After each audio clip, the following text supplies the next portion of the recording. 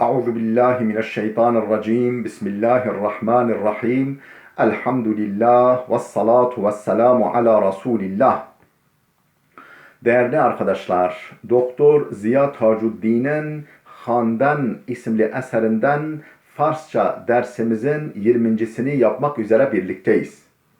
Kitabımızın tam adı Handan Amuziş Zeban Farsi ve Gayri Farsi Zebanha.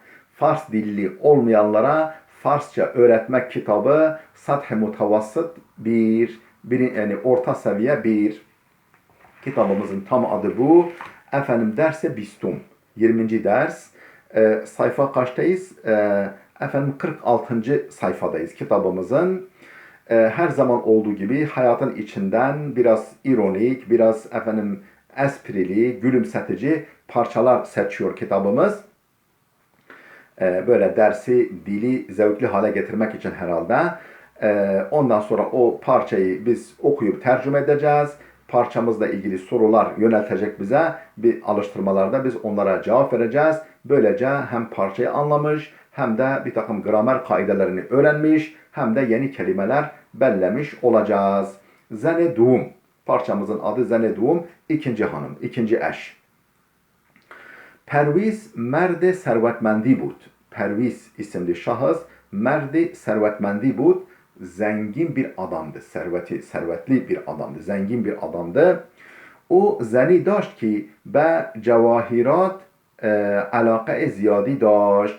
O zeni daşt ki onun bir hanımı eşi vardı ki be cevahirat yani mücevheratla alaka ziyadi daşt. Çok alakası var. Çok ilgisi var. Yani mücevherata çok ilgisi var. Mücevheratı çok seviyor. Süs eşyaları çok seviyor. Ruzi Perviz و زنش به طلا فروشی رفتند. Bir gün Perviz ve hanımı kuyumcuya tala altın satan yani kuyumcuya gittiler. Bir gün Perviz ve hanımı kuyumcuya gittiler. Onha çend dakika به گردنبندهای طلا نگاه کردند. Onlar çend dakika birkaç dakika ve gerdanbendهای طلا altın kolyelerle nigah kerden altın kolyelere baktılar. Birkaç dakika altın kolyelere baktılar, göz attılar ve du gerdanbend ra pesendidend ve iki tane kolyeyi beğendiler. Tercih yapamıyorlar şimdi. Ama nemidanistend kudam yek ra intihab kunend. Fakat bilmiyorlardı ki hangisini seçsinler. Hangisini seçeceklerini bilmiyorlardı. Yeki az gerdanbendha besyar giran ve digeri erzan bud. Bir tanesi o kolyelerden bir tanesi besyar giran çok pahalıydı ve digeri erzan bud. Öbürü de ucuzdu. Nispeten ucuzdu öbürüne. فروشنده مایل بود گردنبند گرانتر را بفروشد. Froşende satıcı yani kuyumcu mایل بود yani istiyordu ki gerdanbend giranter ra daha pahalı olan kolyeyi befroşat satsın istiyordu. Yani daha pahalı olan kolyeyi satmak istiyordu. برای همین bunun için bezene Perviz goft. Bunun için Perviz Bey'in hanımına dedi ki hanım muntazire çe hastid? Ne bekliyorsun hanımefendi? Böyle biraz esprili bir şekilde.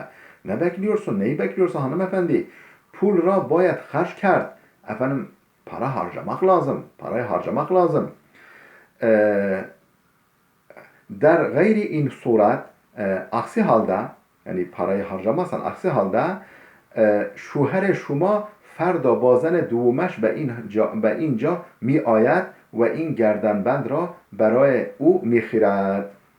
Yani aksi halde der gayri in surat aksi takdirde şuher şuma eşiniz ferda yarın bazen doğumeş ikinci eşiyle beraber ikinci hanımıyla beraber ve inca mi ayet buraya gelir ve in gerdanbend ra ve bu kolyeyi beraya onun için yani ikinci hanımı için miharat satın alır. Yani yarın gelir ikinci hanım için bunu satın alır gider. Böyle hanımı Şafi teşvik ediyor ki alsın böyle esprili bir şekilde.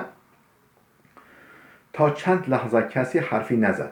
Birkaç dakika, bir süreliğine kimse ses çıkarmadı. Bir suskunluk çöktü.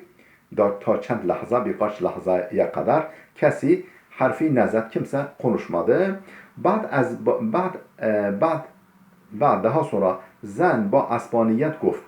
Kadın sinirli bir şekilde, sinirlilikle dedi ki Akay muhterem, beyefendi harfi bi hud nezenid. Efendim harfi bi hud. Yani gereksiz laflar etme.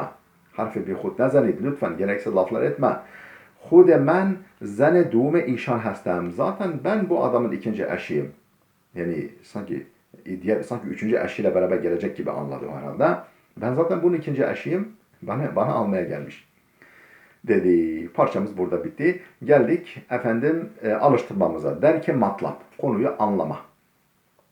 Kudam yek az cümlehay zir durust ve kudam yek nadurust است. Aşağıdaki cümlelerden hangisi doğru ve hangisi yanlıştır? Cümlelerimizi okuyoruz. Parçaya göre doğru mu yanlış mı karar vereceğiz. Birinci cümlemiz. Zen az sohbethay hemser khud asbani şud. Zen kadın az sohbethay hemser khud kocasının konuşmalarından asbani şud sinirlendi. Hayır. Kocasının konuşmasından sinirlenmedi. Kuyumcunun konuşmasından sinirlendi. O zaman nadurus. Nun harfini koyacağız oraya. İkinci cümlemiz. Zene doğum mert der tıyla furuşi bud. Zene doğum mert. Adamın ikinci hanımı der tıyla furuşi bud. Efendim yani altın satıcıda idi. Yani kuyumcunun yanında idi. Doğrudur. İkinci eşi. Adamın ikinci eşi orada. Zaten kendisi ikinci eş. Dürüst yani. Üçüncü cümlemiz zen kadın fevren cevabet talafruşi ra dad. Kadın derhal kuyumcunun cevabını verdi. Hayır derhal vermedi. Biraz bekledi bir suskunluk çöktü ortama. Öyle cevap verdi.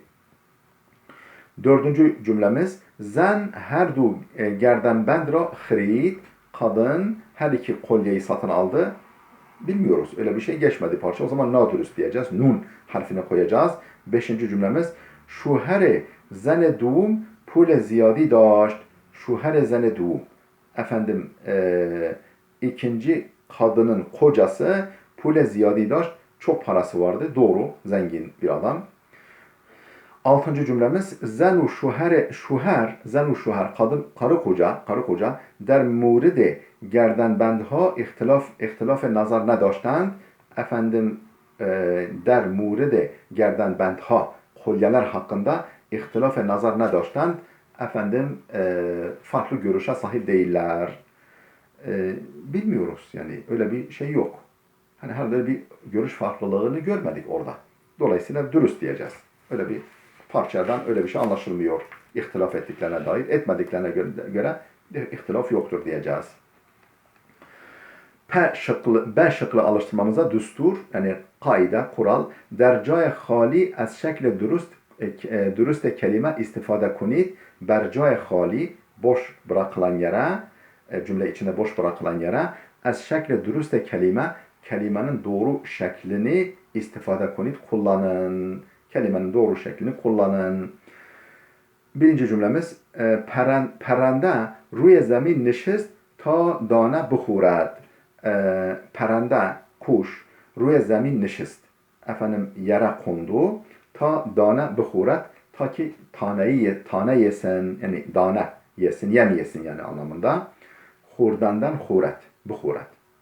İkinci cümlemiz xaherem alaka nedaşt be musaferet برود خواهرم yani kız kardeşim alaka nedaşt istemiyor alakası yok yani ilgisi yok istemiyor ilgi duymuyor ve musaferet beraber yolculuğa gitsin yolculuğa çıksın yani yolculuğa çıkmaya seyahate çıkmaya ilgisi yok alaka yani ilgi duymuyor istemiyor raften beraber diyoruz. Üçüncü cümlemiz men dosti daştem ki benim bir dostum var ki ehli yazd buat efendim Yazd bölgesindendi. Yazdli idi. Ehli Yazd buat. Efendim dördüncü cümlemiz آنها تصمیم گرفتند درسهای خود را خوب بخوانند. onlar تصمیم گرفتند karar verdiler ki dersهای خود را derslerini خوب بخوانند, iyi okusunlar. Yani derslerini iyi okumaya karar verdiler. Xwandenden xwanand, bixwanand dedik. Beşinci cümlemiz آنها تصور میکردند ki onlar düşünüyorlar idi ki Perviz mücerred است. Perviz'in bekar olduğunu düşünüyorlardı. Onlar düşünüyorlardı ki Perviz mücerred yani bekardır. Müteahhil evli, mücerred bekar. Altıncı cümlemiz پدر بزرگ به فروشگاه بزرگی رفت. پدر بزرگ büyük baba به فروشگاه بزرگی رفت. Büyük bir mağazaya gitti ta برای نوه‌هایش hediye بخرد, ta ki torunları için hediye satın alsın. Hediyeler satın alsın. Bıxirat diyeceğiz. Xeridenden xirat.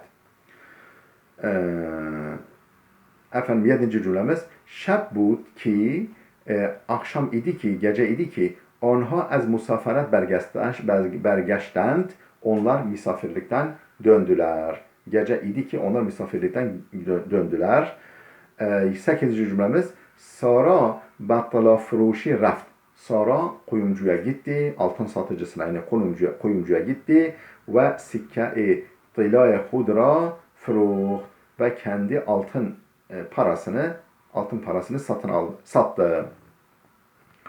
B şıklı alıştırmamız bitti. Geldik P şıkkına. Vajegan, kelimeler.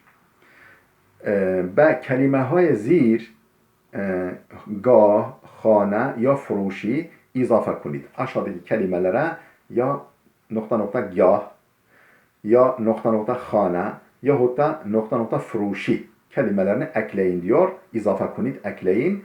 Ta az anha nam mekan besazid. Ta ki o mevcut kelimelerden yerin ismi, o mekan ismini üretesiniz. Yani meydana getiresiniz. Mesela danış, bilgi, danışgah, bilgi yeri. Yani üniversite. Spas, daha sonra anha ra zire şekle dürüst benevisit. Ondan sonra onları doğru resmin altına yazın. Yani hangi resimle ilgiliyse, tablo ile ilgiliyse onun altına yazınız diyor. Danışgah, danış, bilgi demek. Danışgah, bilgi yeri yani üniversite. Onu yerleştirirsin arkadaşlar. Üniversite neresi onu siz yerleştirirsiniz. Meyve demek. Meyve furuşi manav demek. Manav yani meyve satılan yer manav. Meyve furuşi o belli zaten. Oraya yazarsınız. Çayhane. Çayhane yani kahvehane. Çay yeri. Kahve. Mihmankhane. Mihmankhane. Misafir evi. Mihmankhane, misafir evi. Misafirhane yani. Ruzname furuşi, gazete bayisi. Ruzname furuşi. Furuşgah, dükkan. Numayişgah, sergi yeri veya gösteri yeri anlamına da gelebiliyor. Tamirgah, tamir yeri, tamirhane. Tamirgah, dermangah, ecza yeri yani ilaç yeri, eczane. Değerli dostlar burada dursun. Gelecek dersimize kadar Allah'a emanet olun.